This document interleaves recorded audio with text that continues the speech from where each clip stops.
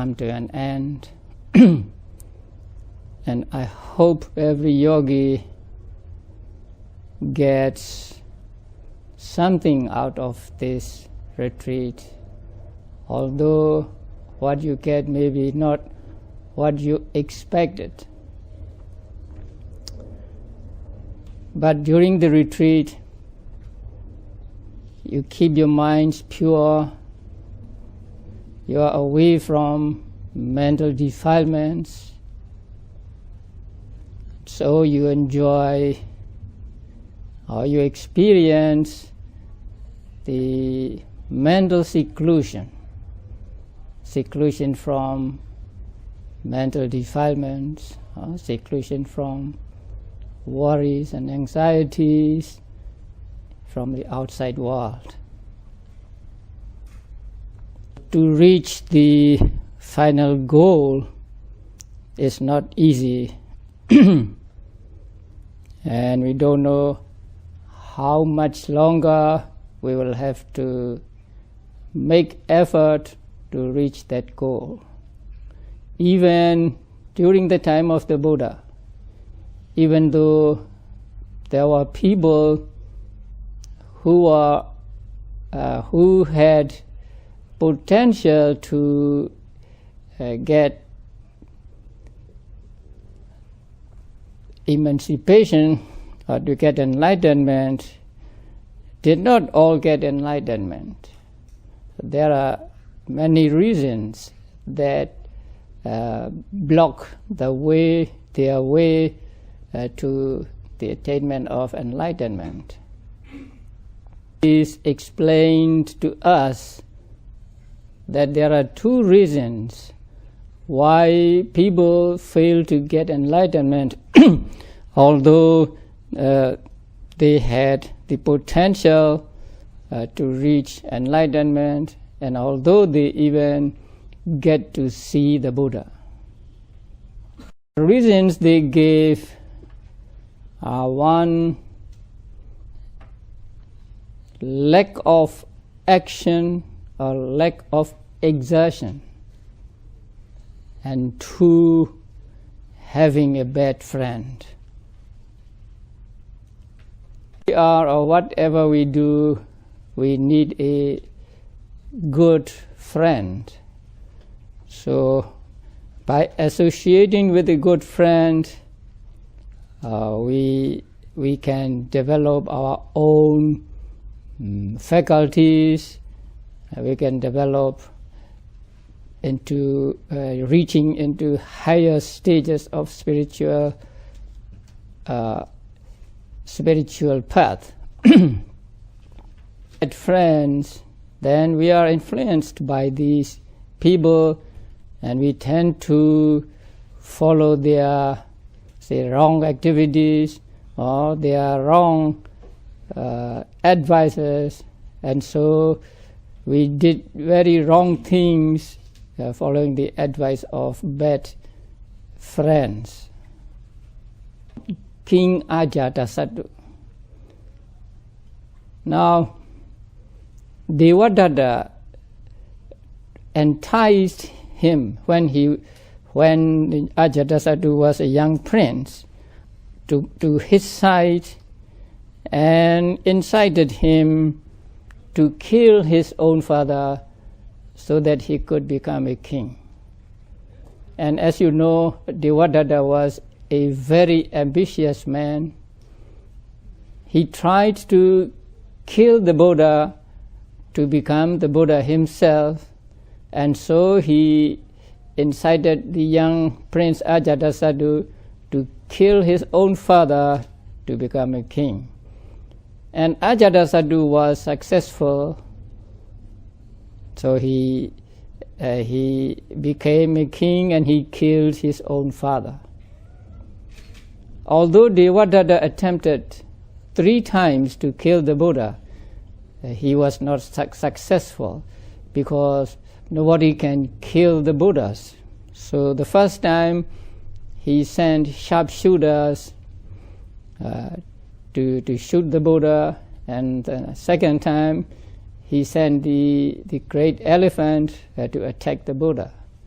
when these two failed, he himself pushed a big rock onto the Buddha when Buddha was walking up and down on a hill.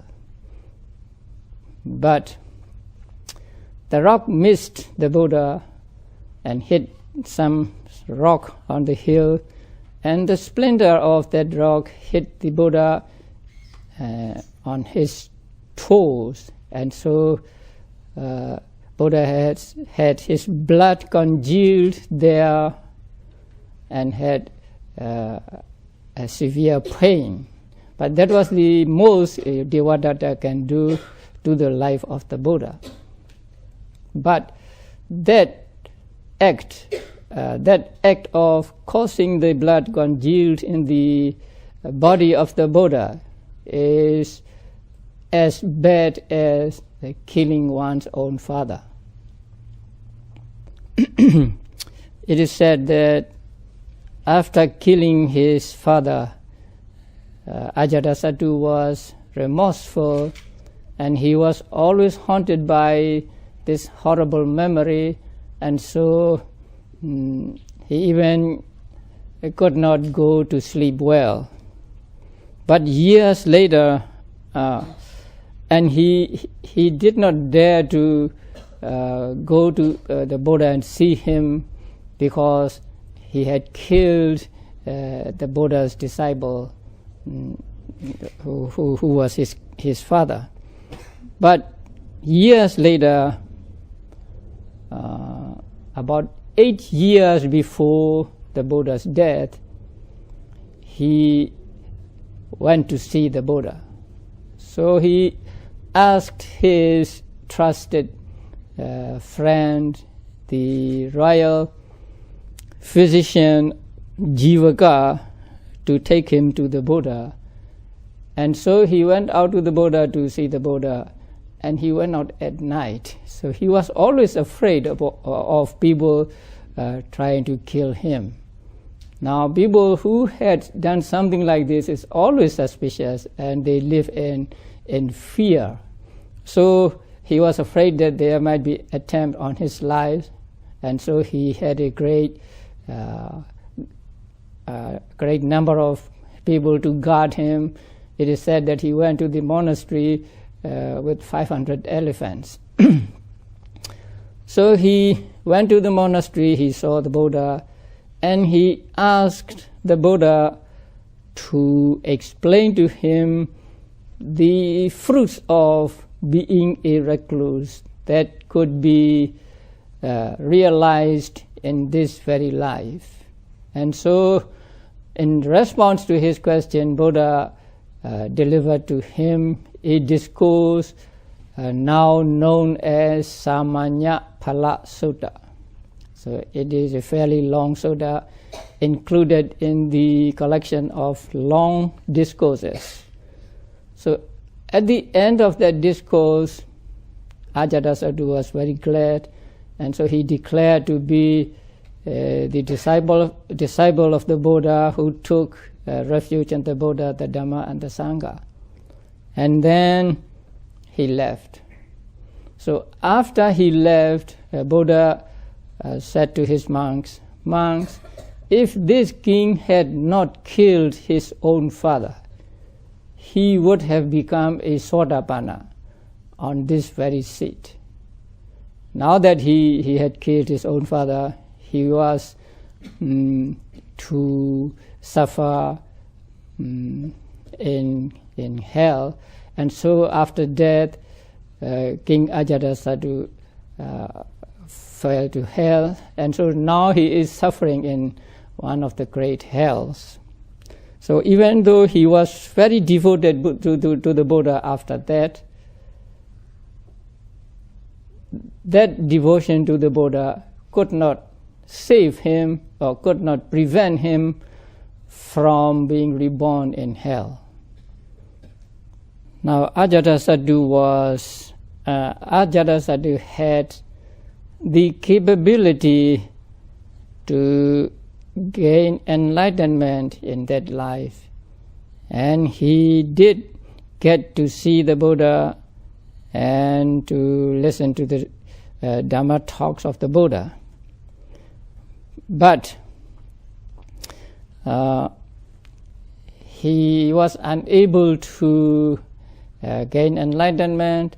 Not only was he unable to gain enlightenment, but he went down to hell and is suffering there because he had killed his own father. And he killed his own father because he associated with a bad friend, the Venerable Devadatta. So associating with a bad friend can be that much damaging to one's prosperity, one's spiritual growth, and to one's rebirth. So associating with a bad friend is one reason why people do not get enlightenment, although they have the capability to become arahants in that life, and they get to see the Buddha. First reason.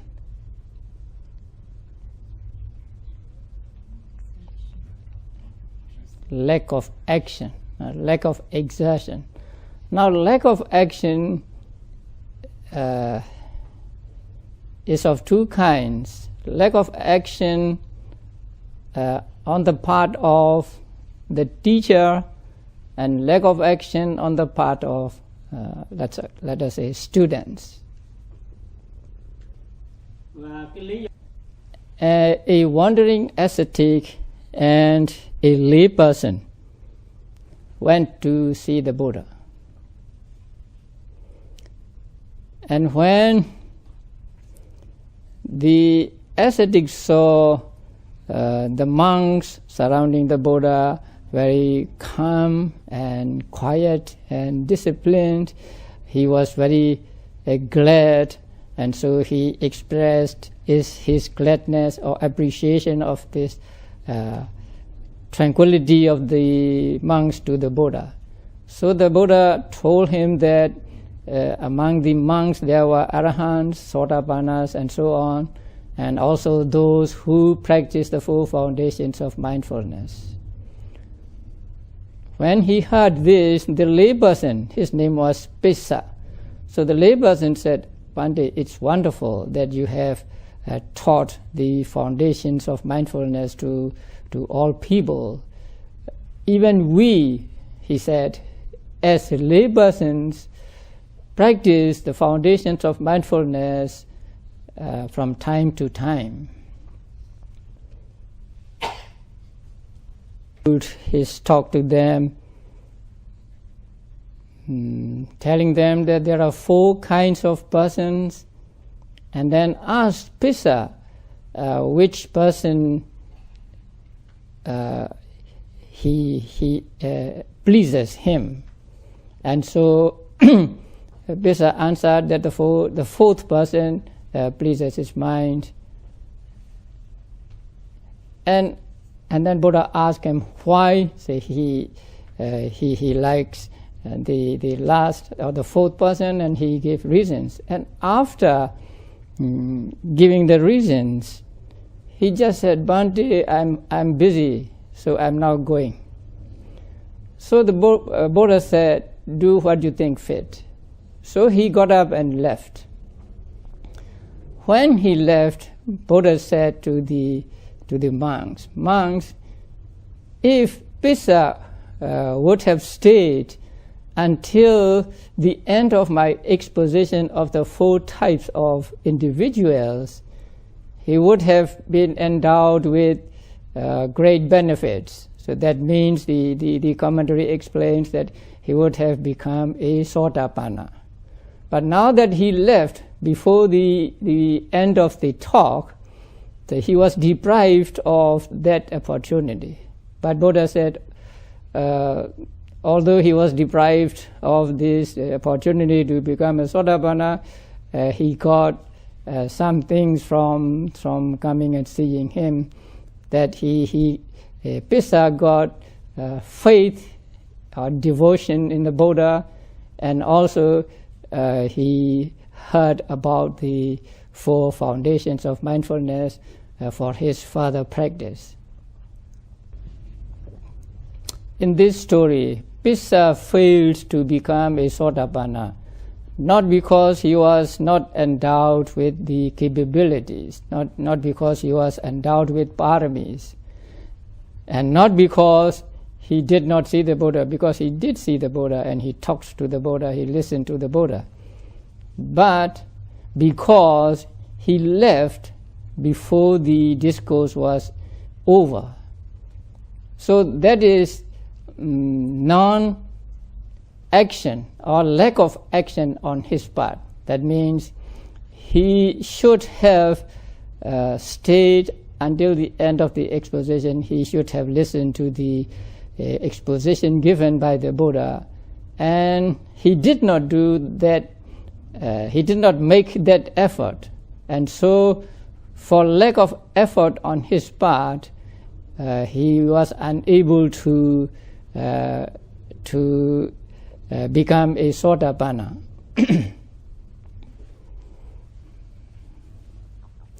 Now this story teaches us one good lesson. That is, when someone is giving a Dhamma talk, you should listen to the Dhamma talk until the end. So you should not get up and leave in the middle of a Dhamma talk. And people are impatient. If they don't think they are not getting anything out of the talk, then they wanted to leave, and they had no patience to wait until the end of the talk, and so they lost the opportunity of getting information about the teachings of the Buddha, information about how to practice meditation and so on, and so they also lose a great opportunity by getting up and leaving before the Dhamma talk ends. You can say, "Oh, this time we are too busy and so we have to leave," but we can listen to the tapes later on. But listening a talk while it is being given and listening the recording later are different. So your frame of mind is different. When a person was talking, that you have more attention, you pay to the talk, and also you have this how to call that, eagerness, say, to listen to the talk. But when you play a tape and listen to it, although you may be listening, you have not as much attention you pay to the talk, or you have not as much respect to the talk. So although you can listen the talk later on tapes, it is better to listen to the talk while it is being given.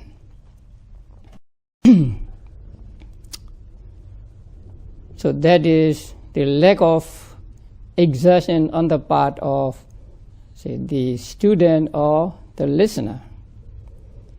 And the other one is lack of exertion or lack of action on the part of the teacher. There was a Brahmin called Janusoni. So one day the Venerable Sariputta heard about him and asked a monk whether that Brahmin practiced as heedfulness, and the answer was no. So when he met that Brahmin, Sariputta asked him, "Do you practice heedfulness?" He said, "No, Bhante, we have many things to do," and he gave 10 excuses why he was not mindful. So Sariputta talked to him the ill consequences of heedlessness. And then later, when that Brahmin was gravely ill, actually on his deathbed, he sent a man to give respects to the Buddha in his name, and also to invite the Venerable Sariputta to him and to come and talk to him. So the Venerable Sariputta accepted and went to him, and then asked him whether his sickness is increasing or decreasing. And he said, my sickness is increasing. And so Venerable Sariputta taught him something, asking him, which is better, to be reborn in hell or to reborn as an animal, and then to be reborn as an animal and to be reborn as a human being, and so on, until the highest realm of the devas. And then Venerable Sariputta said, which is better, to be reborn in the highest Deva realm or in the Brahma realm. So when the Sariputta said the Brahma realm, the Brahmin was very happy. Then he said, oh, Sariputta said Brahma realm, Sariputta said Brahma realm. Then the Venerable Sariputta thought that the Brahmins are attached to the realm of the Brahmas, because their way is to reach the world of the Brahma. So the Venerable Sariputta taught him the way to reach the Brahma world. That means Sariputta taught him the 4 Brahma Viharas, the 4 divine abidings. So after teaching him how to practice loving kindness, compassion, sympathetic joy, and equanimity, the Venerable Sariputta left. So sometime after he left, the Brahmin died, and he was reborn as a Brahma.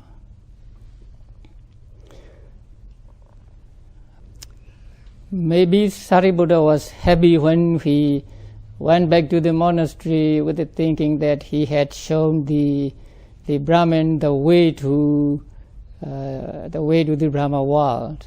But at that time, Buddha was at the monastery in the Dhamma hall, giving Dhamma talk to monks, and Buddha said, here comes Sariputta. Although he could do better, he has just taught the Brahmin the way to the Brahma world, which is actually inferior to becoming an arahant.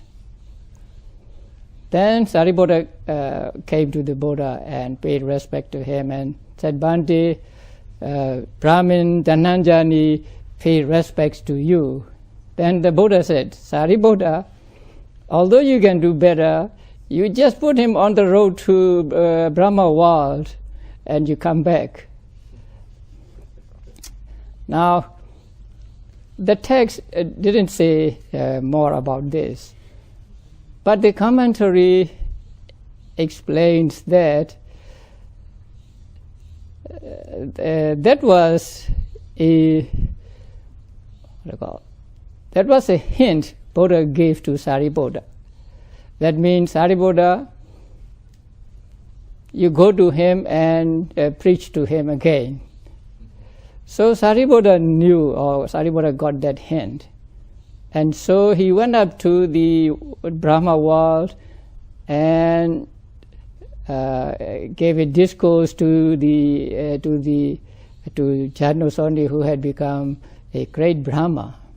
And it is, we are not told whether that great Brahma became an arahant or not, but I think he became an arahant. But it is said that from that time on, whenever the Venerable Sariputta give a Dhamma talk, even if it is just a verse or 4 lines, he always includes the 4 noble truths. This story, the Brahmin Janusoni possessed the capability to become an arahant, and he got to see the Buddha and his chief disciple Sariputta. But he did not become an arahant because there was lack of action on the part of the Venerable Sariputta.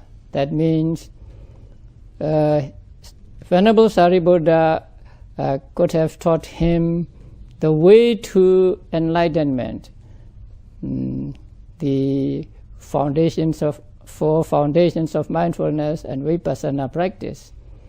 But instead, he thought the Brahmins are attached to the Brahma world, and so he taught him just the way to reach the world of the Brahmas. So here, Janusoni fails to become an arahant because of lack of action, the right action on the part of the Venerable Sariputta. So we must remember these stories and take lessons from these stories. That is, we should not, or we must not associate with bad people, associate with people who will detract us from this spiritual path and who will take us to the ways of evil things and who will eventually take us to the 4 woeful states. And also we should see to it that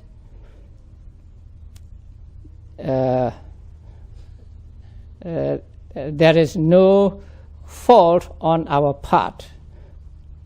If we are students, then we will fulfill the obligations of a student. We will make effort a student should make, and if we are teachers also, we will try to lead the students to a right destination. So we should keep these stories in mind and try to avoid both the faults on the part of the students and on the part of the teachers.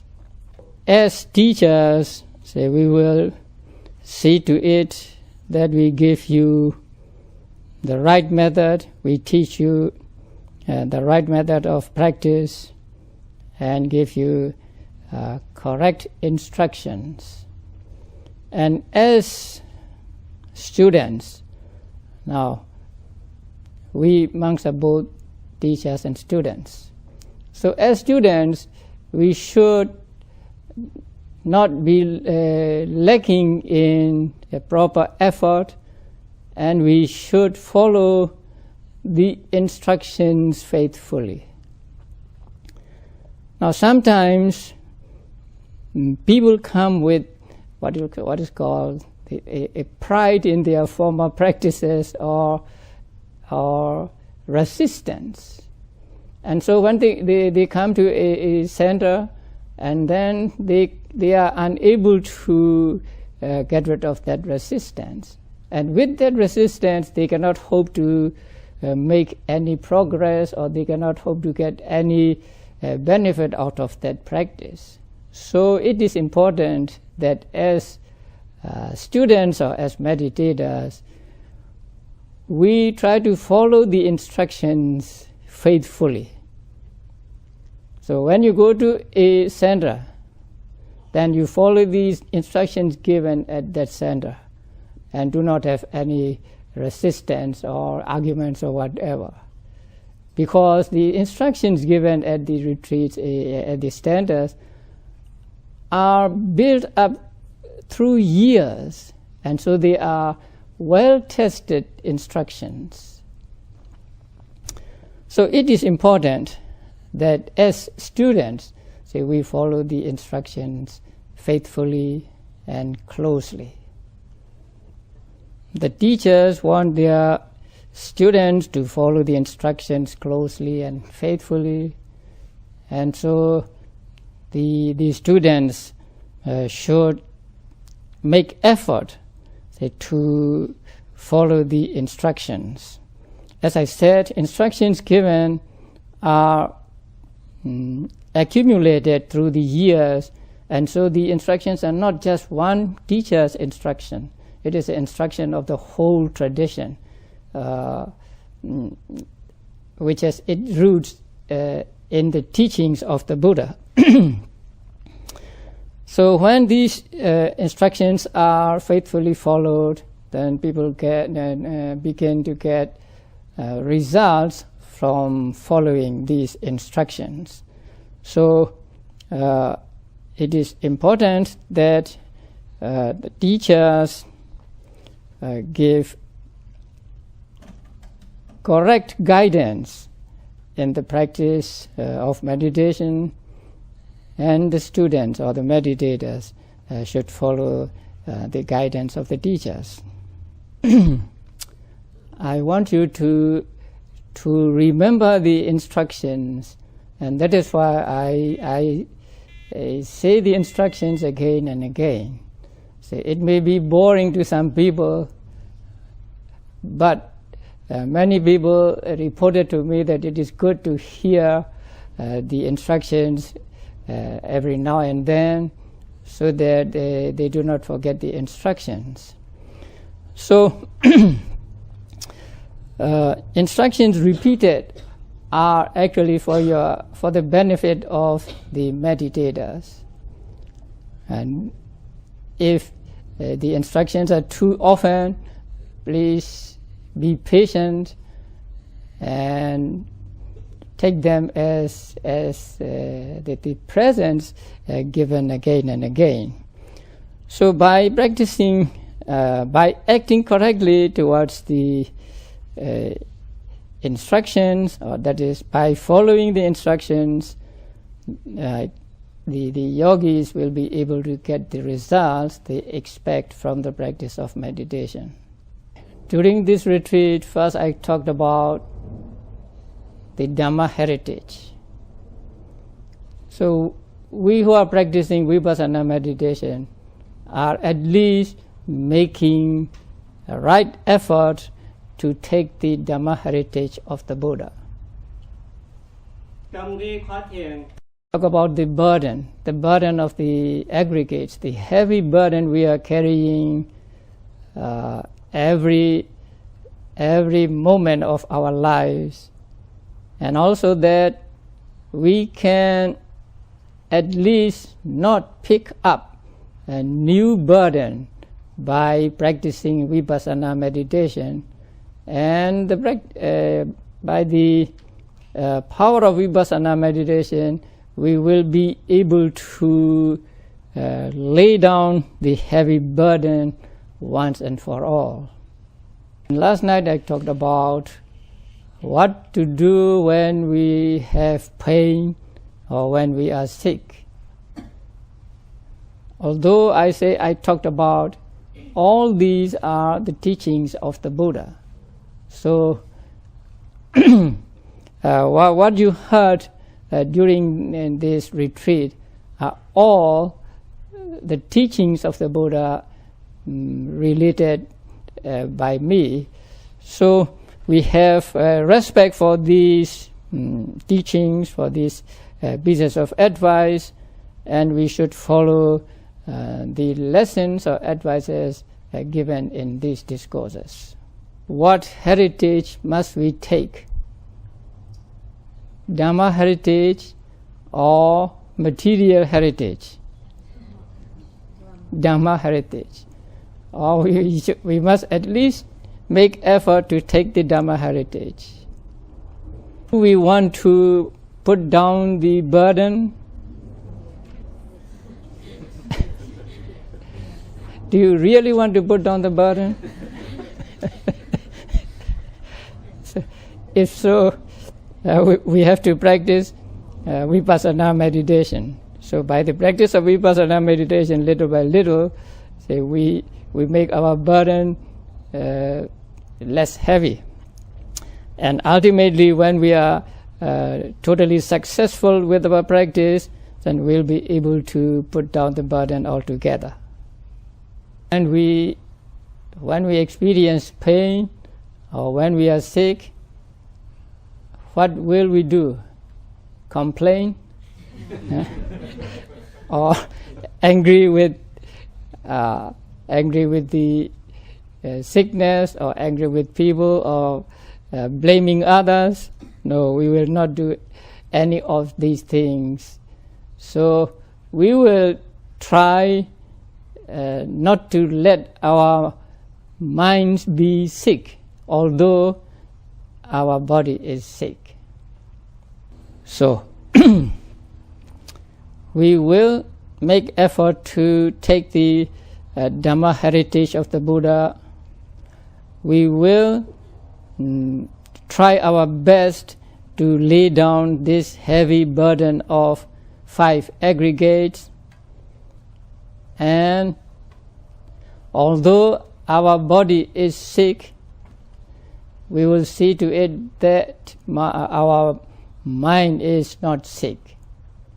So may we all be successful following these determinations and achieve our goal in this very life.